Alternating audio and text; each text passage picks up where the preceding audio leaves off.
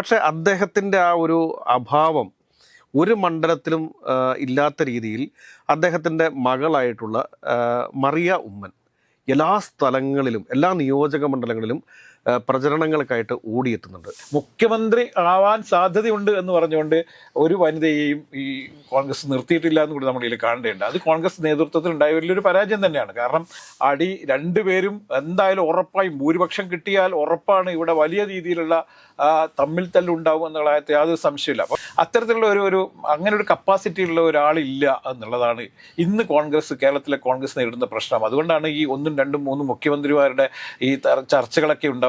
രാജേട്ടാ നമസ്കാരം. രാജേട്ടാ, രാഹുൽ ഗാന്ധി കഴിഞ്ഞ ദിവസം നടത്തിയൊരു പ്രസ്താവനയാണ് കേരളത്തിന് ഒരു വനിതാ മുഖ്യമന്ത്രി ആവശ്യമില്ലേ എന്ന് ചോദിച്ചു.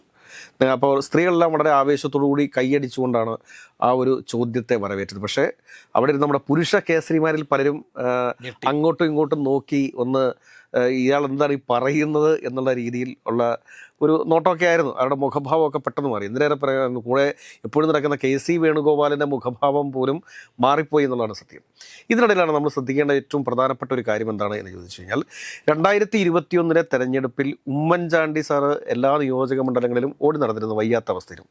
പക്ഷേ അദ്ദേഹത്തിൻ്റെ ആ ഒരു അഭാവം ഒരു മണ്ഡലത്തിലും ഇല്ലാത്ത രീതിയിൽ അദ്ദേഹത്തിൻ്റെ മകളായിട്ടുള്ള മറിയ ഉമ്മൻ എല്ലാ സ്ഥലങ്ങളിലും എല്ലാ നിയോജക മണ്ഡലങ്ങളിലും പ്രചരണങ്ങൾക്കായിട്ട് ഓടിയെത്തുന്നുണ്ട്. ഒരു പക്ഷേ രാഹുൽ ഗാന്ധി ഉദ്ദേശിച്ച ആ ഒരു വനിതാ മുഖ്യമന്ത്രി എന്നുള്ളത് അത് മറിയ ഉമ്മനിലേക്ക് പോകാൻ സാധ്യതയുണ്ട് തന്നെയാണ് ഞാൻ അതിൽ കാണുന്നത്. കാരണം നമുക്ക് കേരളത്തിന് ഒരു വനിതാ മുഖ്യമന്ത്രി വേണ്ടേ എന്നായിരുന്നു ചോദിച്ച എവിടെ നിന്നാണ്? പുതുപ്പള്ളിയിൽ നിന്നാണ്. പുതുപ്പള്ളിയിൽ നിന്ന് അങ്ങനെ ഒരു ചോദ്യം ചോദിക്കണമെങ്കിൽ തീർച്ചയായും കോൺഗ്രസിൽ അത്തരത്തിലുള്ള ഒരു ചർച്ചകൾ നടക്കുന്നുണ്ട് എന്ന് തന്നെ നമ്മൾ കാണേണ്ടതുണ്ട്. നമുക്കറിയാം, കേരളം ദീർഘകാലമായി സംസാരിച്ചുകൊണ്ടിരിക്കുന്ന ഒരു വിഷയമാണ് എന്തുകൊണ്ട് കേരളത്തിൽ ഒരു വനിതാ മുഖ്യമന്ത്രി ഉണ്ടാകുന്നില്ല. തമിഴ്നാട്ടിൽ വനിതാ മുഖ്യമന്ത്രി ഉണ്ടായിട്ടുണ്ട്, അങ്ങനെ പല സ്റ്റേറ്റുകളിലും വനിതാ മുഖ്യമന്ത്രി ഉണ്ടായിട്ടുണ്ട്. നമുക്ക് പ്രഗത്ഭരായ വലിയ വനിതാ നേതാക്കന്മാരുണ്ടായിട്ട് പോലും ഒരിക്കൽ പോലും ഒരു വനിതാ മുഖ്യമന്ത്രി എന്നുള്ള രീതിയിലേക്ക് ഒരു പാർട്ടിയും 2 മുന്നണികളും ശ്രദ്ധിച്ചില്ല, അല്ലെങ്കിൽ അങ്ങനത്തെ ചർച്ച നടത്തിയില്ല, അല്ലെങ്കിൽ അങ്ങനെ ഒരാളെ പരിഗണിക്കപ്പെടേണ്ട നിരവധി ആളുകൾ ഉണ്ടായിരുന്നു. നമുക്കറിയാം, CPM ഉണ്ടായിരുന്ന കാലത്തെയും പ്രഗത്ഭയായ പോരാളിയായിരുന്ന KR ഗൗരിയമ്മ എന്തുകൊണ്ട് മുഖ്യമന്ത്രി ആവും എന്ന് ജനങ്ങൾ പ്രതീക്ഷിച്ചിരുന്നു. കേരം തിങ്ങും കേരള നാട്ടിൽ KR ഗൗരി ഭരിച്ചിടും എന്നുള്ള മുദ്രാവാക്യം വരെ ഉണ്ടായിരുന്നു. പക്ഷേ ഭരണത്തിൽ വന്നപ്പോൾ KR ഗൗരിയമ്മ അല്ല മുഖ്യമന്ത്രി ആയത് എന്നുള്ളതാണ്. പിന്നീട് ഗൗരിയമ്മ പാർട്ടിയിൽ നിന്ന് പുറത്തു പോകാൻ പോലും, അല്ലെങ്കിൽ JSS ഉണ്ടാക്കാൻ പോലും ഈ ഒരു വൈര്യം മനസ്സിൽ വലിയ ദുഃഖം ഉണ്ടായി.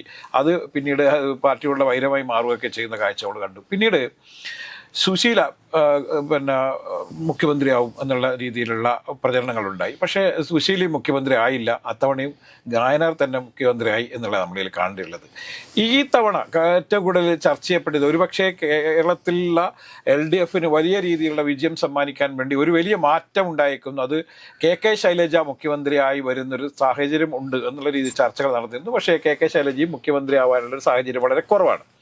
ഇങ്ങനെ ഒരു സാഹചര്യം ഇരിക്കുകയാണ് ഒരിക്കൽ പോലും കോൺഗ്രസിൽ നിന്നും ഇല്ലാത്ത തരത്തിലുള്ള ഒരു ചർച്ചയ്ക്ക് രാഹുൽ ഗാന്ധി തന്നെ തുടക്കമിട്ടിരിക്കുന്നു. അതും പുതുപ്പള്ളിയിൽ വെച്ച് അങ്ങനെ ഒരു തുടക്കമിട്ടിരിക്കുന്നു. നമുക്കറിയാം, അതിനുശേഷമുള്ള ചാണ്ടി ഉമ്മൻ ഒരു ബോഡി ലാംഗ്വേജ് കൂടി നമ്മൾ ശ്രദ്ധിക്കണം. അപ്പം ഈ ചാണ്ടി ഉമ്മൻ സ്വാഭാവികമായിട്ട് ഒറ്റ പ്രഖ്യാപനം നേരത്തെ തന്നെ നടത്തിയിരുന്നു.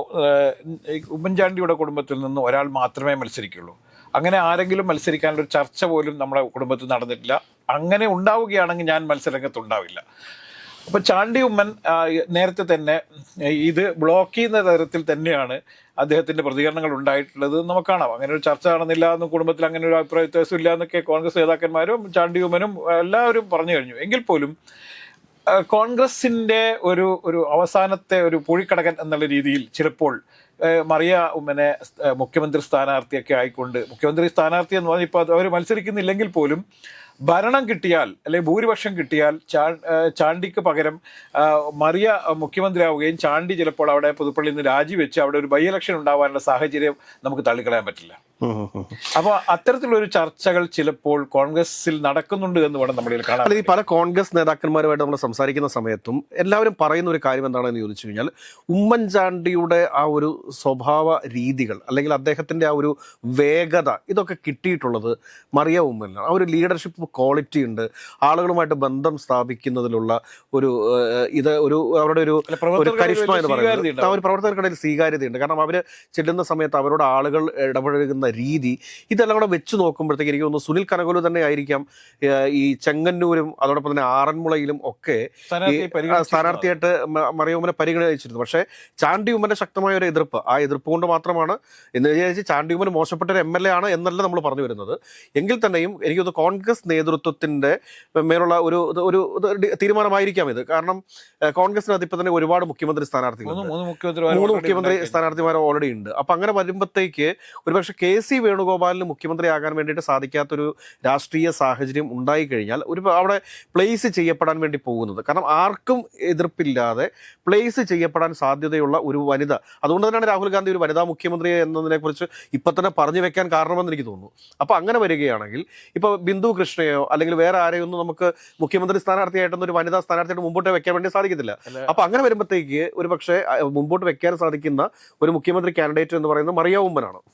അതെ, നമ്മളിൽ ഇതിൻ്റെ കൂടെ വായിച്ചു നോക്കേണ്ടത് കേരളത്തിൽ കൂടുതൽ സ്ത്രീകൾക്ക് പ്രാധാന്യം നൽകുമെന്നും സ്ത്രീകൾക്ക് തുല്യ പ്രാധാന്യം നൽകുന്ന ഒരു തെരഞ്ഞെടുപ്പായിരിക്കും വരാൻ പോകുന്നതെന്നൊക്കെ പ്രഖ്യാപിച്ചെങ്കിൽ പോലും കോൺഗ്രസിന്റെ സ്ഥാനാർത്ഥി ലിസ്റ്റ് വന്നപ്പോൾ 9 പേരേ ഉള്ളൂ മത്സരിക്കുന്നത്. 9 സ്ത്രീകൾ മാത്രമേ ഉള്ളൂ. അത് ബിന്ദു കൃഷ്ണ, ഉമാ തോമസ് എന്നൊക്കെ പറഞ്ഞാൽ. അപ്പോൾ മുഖ്യമന്ത്രി സ്ഥാനത്തേക്ക് ആർക്ക് വേണമെങ്കിൽ വരാം, MLA ആയി തെരഞ്ഞെടുക്കപ്പെടുന്ന ആർക്കും മുഖ്യമന്ത്രി ആവാം എന്നിരിക്കെ മുഖ്യമന്ത്രി ആവാൻ സാധ്യതയുണ്ട് എന്ന് പറഞ്ഞുകൊണ്ട് ഒരു വനിതയെയും ഈ കോൺഗ്രസ് നിർത്തിയിട്ടില്ല എന്ന് കൂടി നമ്മളിൽ കാണേണ്ടതുണ്ട്. അത് കോൺഗ്രസ് നേതൃത്വത്തിൽ ഉണ്ടായ വലിയൊരു പരാജയം തന്നെയാണ്. കാരണം VD സതീശനും രമേശ് ചെന്നിത്തലയും എന്ന് പറഞ്ഞാൽ അങ്ങനെ പകട കളിക്കുന്ന ഒരു കാഴ്ചയാണ് നമ്മൾ കാണുന്നത്. യഥാർത്ഥത്തിൽ അതല്ലല്ലോ വേണ്ടത്.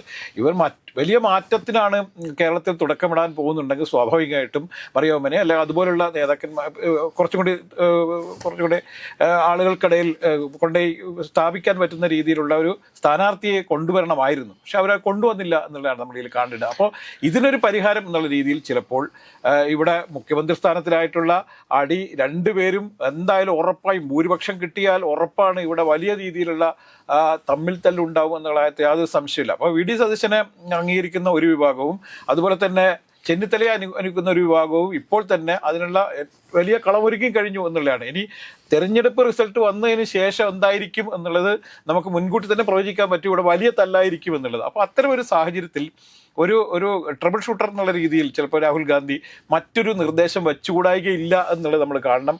അത് കൃത്യമായിട്ടുള്ള ചില സൂചനകളാണ് രാഹുൽ ഗാന്ധി ഇപ്പോൾ നൽകിയത് എന്ന് പറഞ്ഞാൽ നമ്മൾ അനുമാനിക്കും. അല്ല, രാഹുൽ ഗാന്ധി ഇത് പുതുപ്പള്ളിയിൽ വെച്ചിട്ട് തന്നെ ഈ പ്രഖ്യാപനം നടത്തുന്ന സമയത്ത് ഇതിന് വലിയ അർത്ഥങ്ങളുണ്ട്. തീർച്ചയായും അത് കേരളത്തിലെ മാധ്യമങ്ങളൊന്നും കാണാതെ പോകരുത്. കാരണം അത് കൂടാതെ തന്നെ ഈ മറിയ ഉമ്മൻ എല്ലാ നിയോജക മണ്ഡലങ്ങളിലും പ്രചരണത്തിനെത്തുന്നുണ്ട്. എനിക്ക് തോന്നുന്നു മറ്റേ തിരുവനന്തപുരത്തു നിന്ന് തുടങ്ങി ഇന്നലെയൊക്കെ കൊച്ചിയിലുണ്ടായിരുന്നു. അപ്പൊ ഇങ്ങനെ യാത്രകൾ ഇങ്ങനെ തുടർന്നുകൊണ്ടേയിരിക്കുകയാണ് മറിയ ഉമ്മൻ. അപ്പൊ ആ മറിയ ഉമ്മനിൽ പലരും ഉമ്മൻചാണ്ടിയെ കാണുന്നു എന്ന് വേണം നമ്മൾ മനസ്സിലാക്കാനായിട്ട്. അത് കൂടാതെ തന്നെ ഈ കോൺഗ്രസിനെ ഒന്നിപ്പിച്ച് മുമ്പോട്ട് കൊണ്ടുപോകാൻ സാധിക്കുന്ന, അല്ലെങ്കിൽ UDF സംവിധാനങ്ങളെല്ലാം ഒന്നിപ്പിച്ച് മുമ്പോട്ട് കൊണ്ടുപോകാൻ സാധിക്കുന്ന ഒരു വ്യക്തിത്വം എന്ന് പറയുന്നതും മറിയ ഉമ്മനാണ്. അപ്പൊ അങ്ങനെ വരുമ്പോഴത്തേക്ക് എനിക്ക് തോന്നുന്നു ഘടകകക്ഷികൾ മത്സരിക്കുന്ന സ്ഥലത്ത് വരെ മറിയ ഉമ്മൻ പ്രചരണത്തിൽ പോകുന്നു എന്ന് പറയുമ്പോഴത്തേക്ക് അതിന്റെ പിന്നിൽ വലിയ ലക്ഷ്യങ്ങളുണ്ട്. അത് കോൺഗ്രസ് നേതൃത്വത്തിന്റെ അറിവോട് കൂടിയിട്ടാണ്.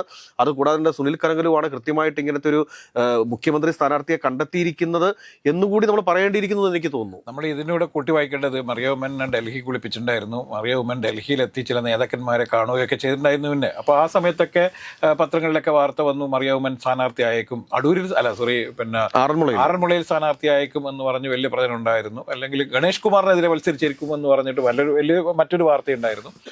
പക്ഷേ ഇത്തരം വാർത്തകൾക്കൊന്നും പിന്നീട് സ്ഥിരീകരണം ഉണ്ടായില്ല. പക്ഷേ കോൺഗ്രസിന്റെ നേതൃത്വം പിന്നീട് പറയുകയുണ്ടായി, ചില നേതാക്കന്മാർ വെളിപ്പെടുത്തുകയുണ്ടായി മറിയ ഉമ്മനെ സ്ഥാനാർത്ഥി അയക്കാൻ വേണ്ടിയുള്ള പരിഗണിക്കപ്പെട്ടിരുന്ന ഒരാളാണ്. പിന്നെ അവസാന ഘട്ടത്തിലാണ് അത് ഇല്ലാതായത് എന്ന് പറഞ്ഞാൽ ചാണ്ടി ഉമ്മന്റെ ചില എതിർപ്പുകൾ കാരണം അത് ഇല്ലാതായി എന്ന് പറയാതെ പറഞ്ഞു വെക്കുകയാണ് ചെയ്തത്. അപ്പോൾ ഇങ്ങനൊരു സാഹചര്യത്തിൽ ഒരുപക്ഷെ കേരളത്തിലെ കോൺഗ്രസിന് വലിയ ആവേശം നൽകുന്ന ഒരു തീരുമാനം ചിലപ്പോൾ ആകാൻ അത് സാധ്യതയുണ്ടെന്ന് നമ്മുടെ കയ്യിൽ കാണേണ്ടതുണ്ട്.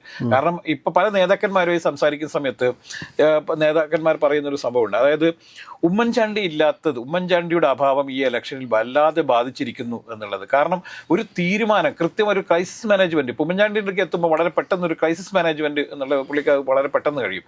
അത്തരത്തിലുള്ള അങ്ങനെ ഒരു കപ്പാസിറ്റി ഉള്ള ഒരാളില്ല എന്നുള്ളതാണ് ഇന്ന് കേരളത്തിലെ കോൺഗ്രസ് നേരിടുന്ന പ്രശ്നം. അതുകൊണ്ടാണ് ഈ 1, 2, 3 മുഖ്യമന്ത്രിമാരുടെ ഈ ചർച്ചകളൊക്കെ ഉണ്ടാകുന്നത്. ചിലപ്പോൾ ഉമ്മൻചാണ്ടി ജീവിച്ചിരിക്കുന്നുണ്ടായിരുന്നെങ്കിൽ പക്ഷേ ആരോഗ്യത്തോടെ തന്നെ അദ്ദേഹം ഉണ്ടായിരുന്നെങ്കിൽ ഒരു ചർച്ച പോലും ഇല്ലാതെ ഉമ്മൻചാണ്ടിയാണല്ലോ മുഖ്യമന്ത്രി, കാര്യങ്ങളിലെല്ലാം തീരുമാനം എടുക്കുന്നത് ഉമ്മൻചാണ്ടി ആയിരിക്കും. ഉമ്മൻചാണ്ടി ഘടകകക്ഷികളുമായിട്ടും ഉണ്ടായ പ്രശ്നങ്ങളൊക്കെ പരിഹരിക്കാനും ഒക്കെ ഉമ്മൻചാണ്ടിക്ക് വലിയ മിടുക്കുണ്ടായിരുന്നു. അപ്പൊ ഘടകകക്ഷി നേതാക്കന്മാരും പറയാറുണ്ട് ഉമ്മൻചാണ്ടി ഇല്ലാത്തത് വലിയ ഒരു സങ്കടകരമായ ഒരു അവസ്ഥയാണ് എന്നുള്ളത്. യഥാർത്ഥത്തിൽ കേരളത്തിലെ കോൺഗ്രസിനെ തിരിച്ചെത്തിക്കാൻ വേണ്ടിയിട്ട് അല്ലെങ്കിൽ ഭരണത്തിലേക്ക് എത്തിക്കാൻ വേണ്ടിയിട്ടുള്ള ശ്രമത്തിന്റെ ഭാഗമായി ഈ രാഹുൽ ഗാന്ധി കേരളത്തിലെ നേതാക്കന്മാർക്ക് ഉള്ളതിനേക്കാൾ ഏറെ ആഗ്രഹമുള്ളത് രാഹുൽ ഗാന്ധിക്കാണ് നമ്മുടെ കാണുന്നത്. രാഹുൽ ഗാന്ധി വളരെ കുറെ കാലങ്ങളായിട്ട് കഴിഞ്ഞ 2 വർഷക്കാലമായി ഈ പാർലമെന്റ് ഇലക്ഷന് ശേഷം രാഹുൽ ഗാന്ധി കൃത്യമായി പറയുന്നുണ്ട് ഇവിടെ ഗ്രൂപ്പിസം ഒക്കെ അവസാനിപ്പിക്കണമെന്നും കോൺഗ്രസ് പ്രവർത്തകർ ഒറ്റ മനസ്സോടുകൂടി ഭരണം തിരിച്ചു പിടിക്കുക എന്നുള്ള ഒറ്റ ലക്ഷ്യത്തോടു കൂടി മുന്നേറണം എന്ന് പറഞ്ഞുകൊണ്ട് കഴിഞ്ഞ ഈ പിന്നെ സുധാകരനുമായിട്ടുള്ള പ്രശ്നങ്ങളിലൊക്കെ രാഹുൽ ഗാന്ധി നേതൃത്വത്തിന് കൊടുത്ത നിർദ്ദേശം എന്ന് പറഞ്ഞാൽ നിങ്ങൾ ഇപ്പോൾ തമ്മിൽ തല്ലരുത്, നിങ്ങൾ ഐക്യത്തോടു കൂടി പോകണം, കോൺഗ്രസിൽ ഐക്യം പുലർത്തണം, എന്ത് സംഭവിച്ചാലും ഭരണം പിടിക്കാൻ വേണ്ടി ഉള്ള ഒറ്റ ലക്ഷ്യത്തോടു കൂടി നീങ്ങണം. ദീപാദാസ് മുൻഷിയൊക്കെ ഇവിടെ തന്നെ താമസിപ്പിക്കുന്നതൊക്കെ അതിനു വേണ്ടിയിട്ടാണ്. പക്ഷെ അതൊരു ഗുണം ചെയ്യുന്നില്ലെന്നതാണ് ഗുണമില്ല. അതിനുശേഷമാണ് മധുസൂദൻ മിസ്ത്രി ലാസ്റ്റൊക്കെ ഇറക്കേണ്ടി വന്നത്. ഗുണമില്ല എന്നുള്ളത് വേറെ വിഷയം. പക്ഷേ എങ്കിൽ പോലും കേരളത്തിന്റെ ചുമതലയുള്ള AICC ജനറൽ സെക്രട്ടറിയായ ദീപാദാസ് മുൻഷി കേരളത്തിൽ അതായത് തിരുവനന്തപുരത്ത് തന്നെ വീടെടുത്ത് സ്ഥിരതാമസമാണ്. അപ്പൊ ഇത്തരത്തിലുള്ള എല്ലാ സൗകര്യങ്ങളും AICC ഒരുക്കിയിട്ടും ഇവിടെ തമ്മിൽ തല്ലിട്ട് യാതൊരു കുറവുമില്ല എന്നുള്ളതാണ് നമ്മളിൽ കാണേണ്ടത്. അപ്പോൾ ഈ ഒരു ക്രൈസിസിനെ മറികടക്കാൻ വേണ്ടിയിട്ട് രാഹുൽ ഗാന്ധി കണ്ടെത്തിയ അല്ലെങ്കിൽ AICC നേതൃത്വം കണ്ടെത്തിയ മറ്റൊരു നിർദ്ദേശമായിരിക്കും ഇത് എന്ന് വേണം നമ്മളിൽ കാണാൻ. അതുകൊണ്ട് ഒരു പക്ഷേ എന്ന് മാത്രമേ പറയാൻ പറ്റുള്ളൂ, മറിയ ഉമ്മൻ കേരളത്തിൻ്റെ മുഖ്യമന്ത്രി ആവുന്ന സാഹചര്യം നമുക്ക് തള്ളിക്കളയാൻ പറ്റില്ല എന്ന് തന്നെയാണ് എൻ്റെ അഭിപ്രായം.